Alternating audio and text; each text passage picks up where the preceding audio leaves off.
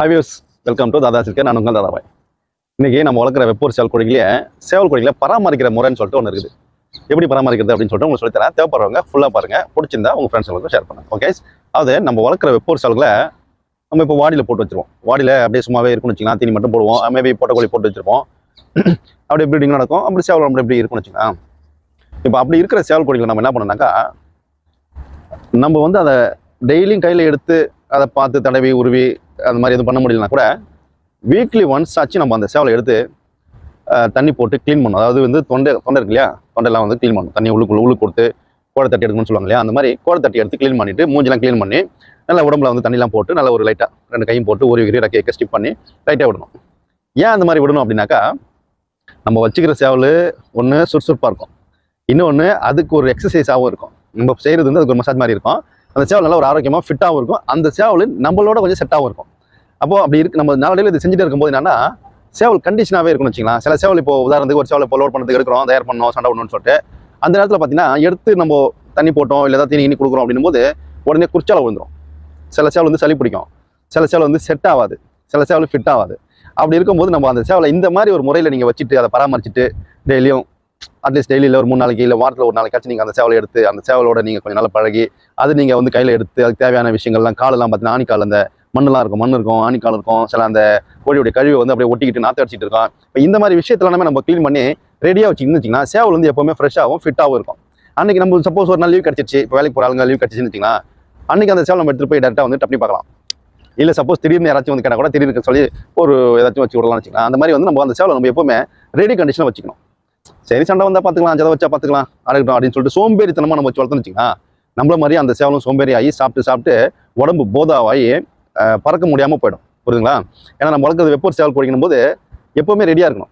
போருக்கு போகிறதுக்கோசரம் ரெடியாக வாழை தீட்டி வச்சுட்டு இருக்கிற மாதிரி நம்ம ரெடியாக சேவல் வந்து ரெடி பண்ணி கையில் வச்சுட்டு இருக்கணும். எப்போவுமே ரெடியாக இருக்கணும். அது நிறைய பேர் சொல்லுவாங்க பார்த்தீங்கன்னா, சேவல் கையில் வச்சிருக்கணும், சேவல் கையில் இருக்குது அப்படின்னு சொல்லிட்டு. கையில் என்னக்கா கையிலேயே 24 நேரம் வச்சிருக்க மாட்டாங்க. கையில் என்னக்கா நம்ம ஒரு கை பழக்கத்தில் இருக்குது, நம்ம கை படுற தூரத்தில் இருக்குது, நம்ம கையில் அப்பப்போ அதை எடுத்து வேலை வாங்கி அந்த மாதிரி பண்ணுறது அந்த ஒரு விஷயத்தை தான் வந்து சேவல் கையில் வச்சிருக்கிறோம் அப்படின்ற மாதிரி சொல்லுவாங்க. புரியுதுங்களா? ஏன்னா நானே வந்து கலைப்பேன், கையில் என்னக்கா இப்படி கையிலேயே வச்சிருப்பீங்களா, பையில போட்டு கையில் வச்சு அது மாதிரிட்டு. அது வந்து இதான் வந்து ஒரு ரீசன். ஏன்னா நம்ம வளர்க்குற சேவலை வந்து நம்ம எப்போவுமே வந்து ஃபிட்டாக ஃப்ரீயாக இருக்கணும். இப்போ நீங்கள் ஒரு சேவலை நீங்கள் எடுத்து தண்ணி போட்டு க்ளீன் பண்ணி மூஞ்சிலாம் நல்லா க்ளீன் பண்ணி வச்சிங்கன்னா அந்த பனி நல்லா பார்த்தீங்கன்னா அந்த அம்மா வரும், அந்த வெள்ளை இப்படி இருந்ததுலாம் அந்த ஒரு விஷயம்லாம் வந்து வராமல் தெளிவாக இருக்கும். ஏன்னா நம்ம டெய்லியும் குளிப்போம், சில பேர் 2 நாளைக்கு 1 நாள் குளிப்பாங்க, சில பேர் வாரத்துக்கு 1 நாள் குளிப்பாங்க. இந்த டெய்லியும் குளிக்கிறதுக்கும் 2 நாளைக்கு 1 நாள் குளிக்கிறதுக்கும் வாரத்தில் 1 நாள் குளிக்கிறதுக்கும் நிறைய டிஃப்ரெண்ட் இருக்கும். புரியுதுங்களா? அப்போது நம்மக்கிட்ட இருக்கிற சேவலை நம்ம தான் பராமரிக்கணும். அப்போ நீங்கள் அதை காலையிலே எடுத்து காலையிலனாக்கா ஒரு வெயில் ஒரு 8 மணி 9 மணி 10 மணி அந்த மாதிரி நேரங்களை எடுத்து அந்த ரெக்கையை வாயில் விட்டு நல்லா கோடை தட்டி க்ளீன் பண்ணி சளியெல்லாம் எடுத்துட்டு இந்த மூஞ்சிலாம் கழுவி இந்த சில சேவலை பார்த்தீங்கன்னா அந்த வாடியில் இருக்கிற சேவல் இந்த மூக்கு ஓட்டை இருக்குல்லையா, மூச்சு மூக்கு ஓட்டை இருக்குல்லையா, அந்த மூக்கு ஓட்டெல்லாம் வந்து மண் அடைச்சிட்டு இருக்கும். பார்த்தீங்கன்னா தெரியும், இந்த விஷயத்தை வீடியோ பார்த்ததுக்கப்புறம் பார்த்தீங்கன்னா தெரியும், மண் அடைச்சிட்டு இருக்கும். மண் அடைச்சிக்கிட்டு மூச்சு விட முடியாமல் சில வாயை திறந்து வாங்கி விடும். அந்த மாதிரி இருக்கிற சேவலாம் நீங்கள் என்ன பண்ணணும், அந்த ரெக்கையை போட்டு அந்த மூக்கு உள்ள இருக்கிற அந்த அழுக்கு சில நேரம் சளி பிடிச்ச சேவலாக இருக்கும், சளி காஞ்சி கட்டி ஐயா அந்த மூக்கை வந்து ஓட்டையை வந்து மூடிடும். அப்போ அந்த மாதிரி இருக்கிற சேவல் வந்து அந்த மூக்கு ஓட்டையெல்லாம் வந்து க்ளீன் பண்ணி சுத்தமாக நீட்டாக வச்சுன்னு வச்சுக்கலாம். சில சேவலுக்கு இந்த கொண்டை இருக்கு இல்லையா, கொண்டை கேப்லாம் பார்த்தீங்கன்னா அந்த நாய் உண்ணி அப்புறம் இந்த வெள்ளை அம்மை அதெல்லாம் வந்து அப்படி இருக்கும். அது எல்லாமே நம்ம முடிஞ்ச அளவுக்கு வாரத்தில் 1 நாளோ இல்லை வாரத்துக்கு 2 நாளோ முடிஞ்ச அளவுக்கு க்ளீன் பண்ணி ரெடி கண்டிஷனில் ஃப்ரெஷ்ஷாக வச்சிங்கன்னா சேவலுக்கு சீக்கு வராது, போதா உடம்பு ஏறாது. அதாவது பல்க் ஆகிடுது இல்லையா, டபுள் பாடி ஆகிடுது, கொதன் ஆகிடுச்சு, உடம்பு வந்து போச்சு, வெயிட் வந்து போச்சுன்னா அந்த மாதிரி பிரச்சனை வராது உங்களுக்கு. அப்போ ரெடியாகவே இருக்கும், சேவல் சுறுசுறுப்பாகவே இருக்கும். திடீர்னு நீங்கள் எடுத்துகிட்டு போய் நீச்சல் போகிறீங்கன்னா நீச்சலுக்கு செட் ஆகும், தயார் பண்ணிங்கன்னா தயாருக்கு செட் ஆகும். இல்லை நீங்கள் எதுக்கும் இல்லை டப்னி பார்க்குறோன்னாக்கா டப்னிக்கு செட் ஆகும். புரியுதுங்களா? ஏன்னா இந்த விஷயம்லாம் செய்யாமல் அப்படியே வாடிலே போட்டு வச்சுருப்பாங்க.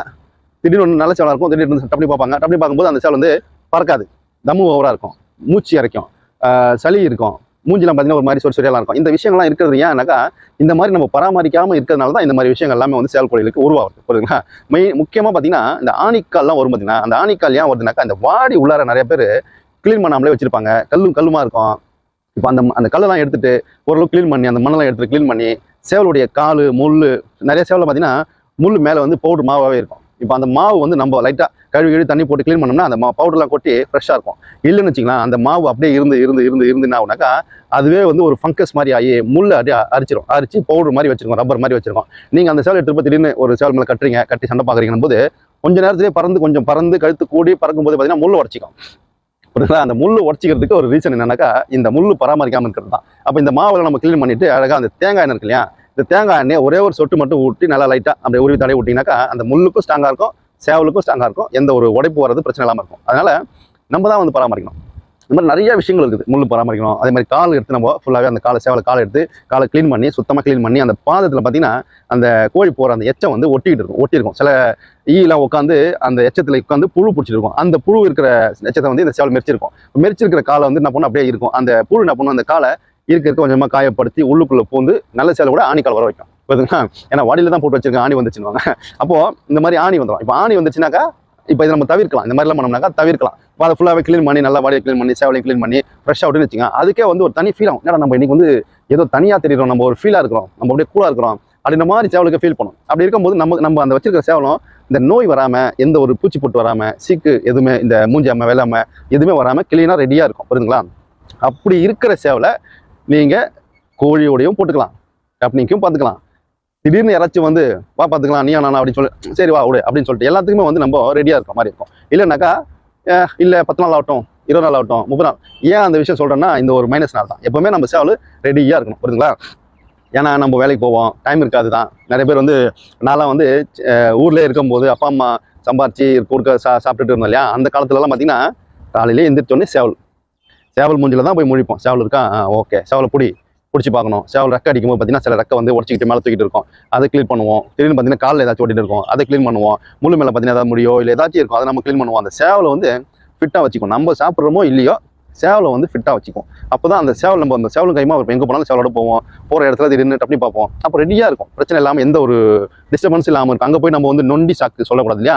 என் சேவல் வாடியில் இருந்துச்சு, தீனி சரியாக சாப்பிடல, நிறைய தீனி சாப்பிட்டுச்சு, செரிக்காமல் இருக்குது, அதனால பறக்காமல் இருக்குது அப்படின்ற அந்த மாதிரி சாக்கெலாம் சொல்லாமல் ரெடியாக இருப்போம். நம்ம போன வச்சிங்களா நம்மளை பார்த்து 4 பேர் பேசுகிற மாதிரி இருக்கணும். அது எப்படி நம்மளை பார்த்து 4 பேர் பெருமையாக பேசுகிற மாதிரி இருக்கணும், கழுவி ஊற்றக்கூடாது. அதனால் எப்போவுமே நம்ம ஒரு வாடியில் ஒரு சேவலை போட்டு வச்சுருக்கிறோன்னாக்கா பராமரிப்பு ரொம்ப முக்கியம். ஏன்னா வெளியில் திருச்சியில் ஒரு சேவல் வெளியில் ஓடும், ரெக்கை தட்டி கூவும், தண்ணி இருந்தால் குடிக்கும், அதுவே மண்ணில் குளிக்கும், அதுவே வந்து சீச்சு மேயும். இப்போ சீச்சு மேயும் போது காலில் இருக்கிற அழுக்கெல்லாம் வந்து கிளியர் ஆகிடும். ரெக்கை அடிச்சு போகும்போது அந்த சேவலுக்கு ரெக்கை வந்து ஃப்ரெஷ் ஆகிடும். தண்ணி இன்னி குளிக்குது இல்லை சப்போஸ் மண்ணு குளிக்குதுன்னு போது சேவல் வந்து ஃப்ரெஷ்ஷாக இருக்கும். ஆனால் வாடி உள்ள வச்சிருக்கிற சேவலுக்கு இல்லையா, அது நம்ம கண்ணு கருத்தமாக பார்த்துக்கணும். அப்போ தான் வந்து நம்ம எப்போவுமே ரெடியாக இருக்கிற மாதிரி இருக்கும். சேவலும் நல்லாயிருக்கும், சீக்கு வராமல். இப்போ நிறைய பேர்ட்ட 13 வயசு 14 வயசு சேவலாம் வச்சுருக்கிறாங்க, கோழிலாம் இருக்குது. எப்படி இருக்குது அப்படின்னாக்கா பராமரிப்பு தான். பராமரிப்பு முக்கியமாக இந்த தீனி வைக்கிறாங்க இல்லையா? இந்த தீனி வந்து நிறையா வந்து இந்த ரெடிமேட் தீனிலாம் சில இடத்துல வைக்கிறாங்க. அது வந்து பிராய்லர் கோழிக்கு வைக்கிற தீனியை வாங்கிட்டு வந்து நம்ம ஆளுங்க வெப்போர் சேவல் கோழிக்கு வச்சுறாங்க. வைக்கும்போது என்ன ஆகுனாக்கா விடைங்க புஷ்னு வளர்ந்துடும். அதாவது ஒரு 3 மாதம் கோழி வந்து நல்லா வெயிட் வந்து நல்லா பார்க்குறதுக்கு அழகாக இருக்கும், சூப்பராக இருக்கும். ஆனால் அந்த கோழி என்ன ஆகுனாக்கா நாளடைவில் பட்டாவாய் வரும்போது பறக்க முடியாது, சீக்கிரமாக அட்டாக் ஆகும், சீக்கிரமாக அடி போடும், சீக்கிரமாக பறந்து டயர்டாகிடும். இந்த மாதிரி நிறைய பிரச்சனைங்க வரும். அதனால் நம்ம வளர்க்குற வெப்போர் சேவல் கோழிகளுக்குன்னு சொல்லிட்டு பராமரிக்கிறதுக்குன்னு நிறையா முறை இருக்குது, நிறையா தீனிங்க இருக்குது. அதை மாதிரி வச்சு நீங்கள் மெயின்டைன் பண்ணுங்கள். மற்றபடி இந்த ரெடிமிக்ஸ் தீனி ஈஸியாகிடும், வச்சோம்னா இது சாப்பிட்டா நல்லா இருக்குது அப்படின்னு சொல்லி வச்சிங்கன்னா சீக்கு அட்டாக் ஆகிடுச்சின்னால் சுத்தமாக வாஷ் அவுட் ஆகிடும். உதாரணத்துக்கு இந்த பிராய்லர் கோழி வளர்க்குற பண்ணையிலலாம் பார்த்தீங்கன்னா சில நேரம் சீக்கு வந்து பறவை காய்ச்சல்னு சொல்லிட்டு நம்ம ஊரில் ஒன்று சொல்லுவாங்க, சீசனுக்கு கலராக சொல்லுவாங்க. அந்த மாதிரி ஒரு சீசன் வந்துச்சுன்னு வச்சிங்கன்னா அந்த கோழி பண்ணையில் ஒரு 200 300 கோழிங்க இருக்குனாக்கா மொத்தமாக செத்து அப்படியே வாரின்னு போய் குப்பையில் போடுவாங்க. இல்லைன்னா ராவா அறுத்து அப்படியே தெரியாமல் மிக்ஸ் பண்ணி விற்றுருவாங்க. அப்போ அதனால் அதை சாப்பிட்றவங்களுக்கும் கேடு, அது வைக்கிறதும் கேடு. அப்போ இந்த ரெடிமேட் தீனி வந்து பிராய்லர் கோழிங்களுக்கு கோழி குஞ்சுங்களுக்கு மட்டும்தான் வந்து யூஸ் பண்ணணும். மற்றபடி நாட்டுக்கோழிக்கு நம்ம யூஸ் பண்ணுறோமோ இல்லையோ அது நமக்கு தேவையில்லை. ஆனால் நம்ம வளர்க்குற வெப்போர் சேவல் கோழிங்களுக்கு தயவுசெய்து யூஸ் பண்ணாதீங்க. யூஸ் பண்ணிங்கன்னா சளி சீக்கிரம் வரும், புழு சீக்கிரம் வரும், சீக்கிரமாக சதை பிடிக்கும், சீக்கிரமாக தம்மு வரும், சீக்கிரமாக பூந்து ஓடும், அழி வாங்க வைக்கிற கெப்பாசிட்டி வராது. ஆனால் உடல் வாட்டம் நல்லா கம்பீரமாக கறி இருக்கும். 5 கிலோ இருக்குது 10 கிலோ இருக்குன்ற மாதிரி இரும்பு கடைக்கு போகிற மாதிரி ஆகிடும். அதனால் வந்து ஒரு லிமிட் தான். அதனால் பெஸ்ட்டு தீனி வைங்க. பெஸ்ட்டு தீனி எதுனா கம்பு கேவுரு, அதோட நமக்கு சேவல் கோழிகளுக்கு என்ன தேவையோ அன்னன்னைக்கு, அதாவது மழை காலத்துக்கு என்ன தேவையோ குளிர் காலத்துக்கு என்ன தேவையோ அதை மிக்ஸ் பண்ணி கரெக்டாக வச்சுட்டு வந்தீங்கன்னா நம்ம வளர்க்குற சேவல் கோழிங்க எப்போவுமே கம்பீரமாகவும் கண்டிஷனாகவும் இருக்கும். அதை விட்டுட்டு தேவையில்லாமல் நாளைக்கு பார்த்துக்கலாம், சாயங்காலம் பார்த்துக்கலாம் அப்படின்னா சொல்லி கதை விட்டிங்கனாக்கா கதை விடுற மாதிரியே கதை விட்டுட்டு போயிடும். போதுங்களா கைஸ்? ஏன்னா நம்ம நிறைய விஷயங்கள் சொல்லும்போது நிறைய பேர் வந்து தெரிஞ்சுக்கிட்டு அதை ஃபாலோ பண்ணிங்கன்னா உங்களுக்கு பிரயோஜனம், ஃபாலோ பண்ணாமல் போயிட்டிங்கன்னா யாருக்கும் பிரயோஜனம் இல்லை, நான் போகிறதும் வேஸ்ட்டாக போகிறோம். அதனால் ஒரு விஷயங்கள் நம்ம ஏன்னா நமக்குலாம் வந்து சொல்லிக் கொடுக்கல யாரும், நீ அதை பண்ணு இதை பண்ணு வந்து நமக்கு யாரும் சொல்லிக் கொடுக்கல. அந்த சொல்லிக் கொடுக்காததுனால தான் வந்து நம்ம 4 பேருக்கு சொல்லிக் கொடுக்கணுன்ற ஒரு எண்ணத்தோடு நம்ம சொல்லிக் கொடுப்போம். மேபி நமக்கு யாராச்சும் சொல்லிக் கொடுத்துருந்தாங்கன்னு வச்சுங்களேன், நம்ம வந்து இவ்வளோ விஷயம் இருக்குது, நம்ம இதை சொல்லிக் கொடுக்கக்கூடாது அப்படின்னு எண்ணம் வந்துடும். நிறைய பேருக்கு இருக்குது, இல்லாமல் இல்லை. இருந்தாலும் நல்லது செய், பலன் எதிர்பார்க்காது, அவ்வளோதான் விஷயம். புரியுதுங்களா? நமக்கு தெரிஞ்சிருக்கிற நல்ல விஷயங்கள் 4 பேருக்கு சொல்லுவோம், அவங்க அது மூலிமா பலன் அடைஞ்சு பெருமையாக நல்லபடியாக இருக்கட்டும். நமக்கு வந்து ஃபோன் போட்டு தேங்க்ஸ் சொல்கிறாங்களோ இல்லை எங்கேயா பார்த்துட்டு வணக்கம் சொல்கிறாங்களோ அந்த கதையே வேண்டாம். புரியுதுங்களா? எப்போவுமே நல்ல விஷயங்கள் இருந்தால் பகிர்வோம். ஏன்னா நான் சொல்லும்போது சில விஷயங்கள் வந்து மறந்துடுவோம். அப்புறமா இதை ஆட் பண்ணலையே சொல்லலையே சொல்லி நினைப்போம். அதுக்கு நம்ம தனியாக வீடியோ போட மாட்டோம். அதை வந்து சில பேர் கரெக்டாக நோட் பண்ணி அண்ணா நீங்கள் இதை சொல்லலைண்ணா அப்படின்னு சொல்லுவாங்க. அப்போ அந்த மாதிரி நல்ல மனசு இருந்தால் தான் என்ன போகிற ஆளுங்களுக்கு வீடியோ போகிறதுக்கு ஒரு வாய்ப்பு இருக்கும். புரியுதுங்களா? அதனால் உங்ககிட்ட இருக்கிற சேவலை நீங்கள் பத்திரமா பாதுகாத்து எப்போவுமே கண்டிஷனாக வச்சுக்கிட்டீங்கன்னா உங்கள் சேவல் எப்போவுமே எல்லா விஷயத்துக்கும் ரெடியாக இருக்கும். இல்லைன்னாக்கா அந்த விஷயத்துக்கு இவன் சரிப்பட மாட்டான்ற மாதிரி கதையாயிடும். ஓகே கைஸ், பார்த்து என்ஜாய் பண்ணுங்கள். Bye bye. நான் உங்கள்